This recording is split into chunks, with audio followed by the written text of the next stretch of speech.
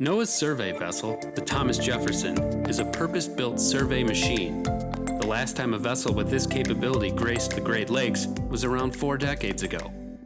The Jefferson, along with a flotilla of other craft, are charting the details of the Great Lakes bottomlands in unprecedented detail. It's all part of an effort to update navigational charts used by mariners across the region, a priority of NOAA's Office of Coast Survey. Today, the Jefferson is charting areas around Cleveland, called approaches, critical to navigation in the Great Lakes economy. Gotta get your sea legs ready.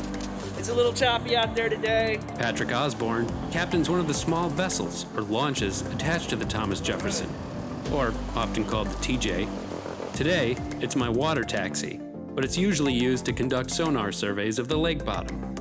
Hydrographic survey is taking technology and mapping the bottom of the ocean floor to get appropriate or proper depths so that ships can pass without causing damage to their vessels. This launch gives us the capability to push further inshore to conduct hydrographic survey operations away from our larger ship.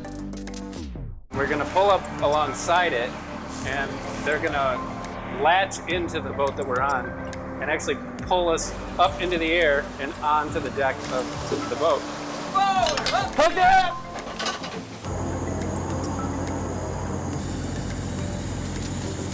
Commander Matthew Jaskowski of the NOAA Corps leads a crew of around 30 aboard the Jefferson. Ocean mapping is our main primary goal. We're updating the nautical charts, the maps that mariners use to navigate from one port to the other. What's different about those in terms of the technology that was used to make those maps versus what you're doing today? The data that were used to make those maps are quite old, and it's a question of resolution.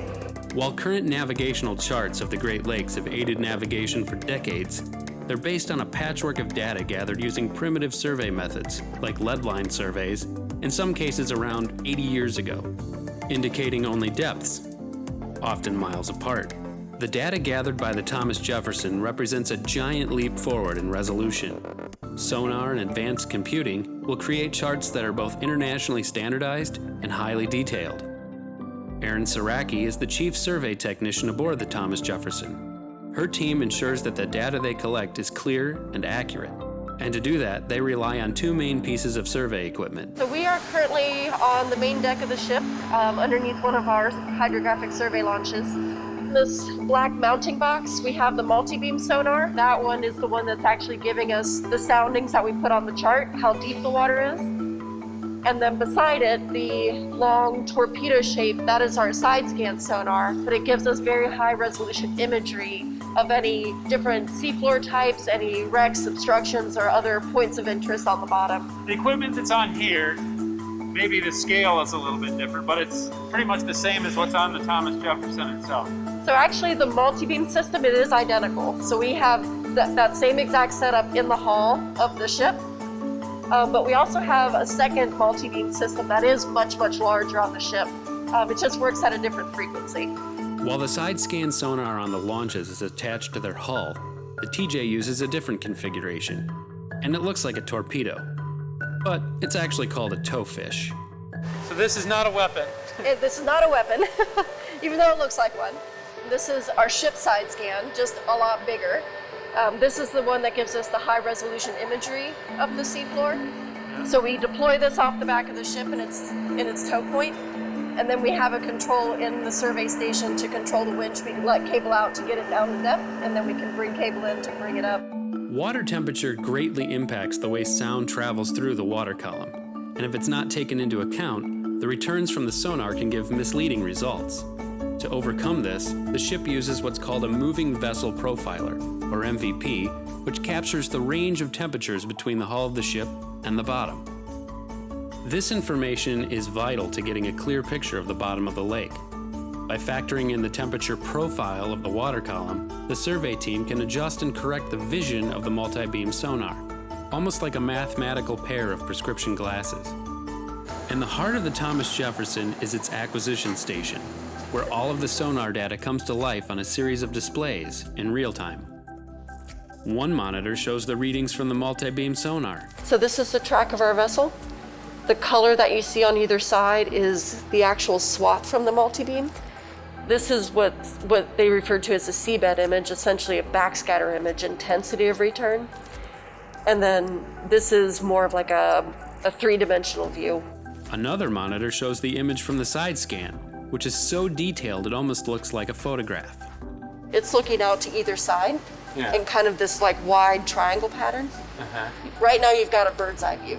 Surveys 80 years ago would give us a general sense of the depth of the lake, but these high-definition sonar surveys are even giving us snapshots of the lake's history.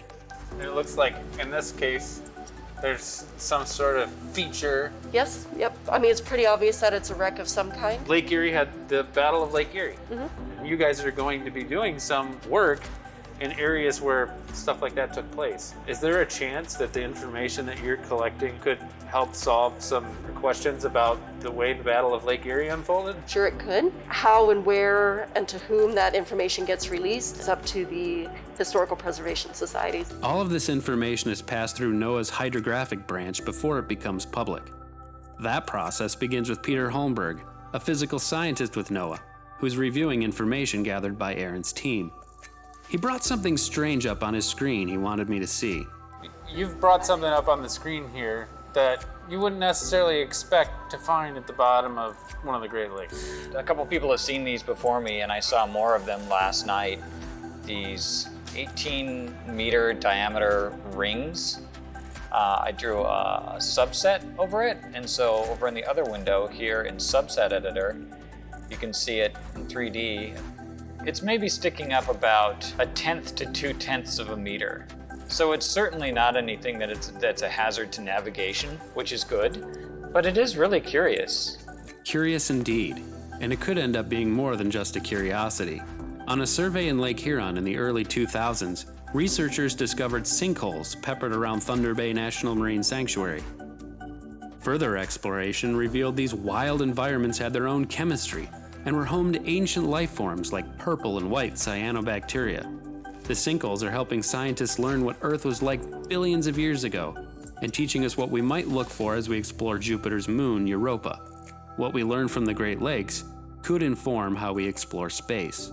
Could these mysterious rings be another discovery like that? Time will tell. You're updating those charts, but then occasionally along the way you come across a shipwreck. Yes. You come across something like this. Right. It sounds like there's a lot of mystery, even to something as seemingly benign as the bottom of the Great Lakes. Yeah, there is a lot of mystery to it. The Great Lakes, only about 5 to 15% of the lake bed has been mapped to modern standards. The nature of the work that we're doing reaches far beyond just safety and navigation. The data that we're collecting has a lot of other uses, from habitat mapping, natural resource protection or management of exploitation, coastal development, coastal ecosystem management. There's a lot of different uses for this, and one of the biggest things that we get out of this is that the Great Lakes are big, they're deep. We don't know what we're going to find when we start poking around with these high-resolution sonars, and that's one of the more exciting things about this, is that the things that you don't know tend to be the most exciting things to learn later on. I, for one, can't wait to see what's discovered along the way.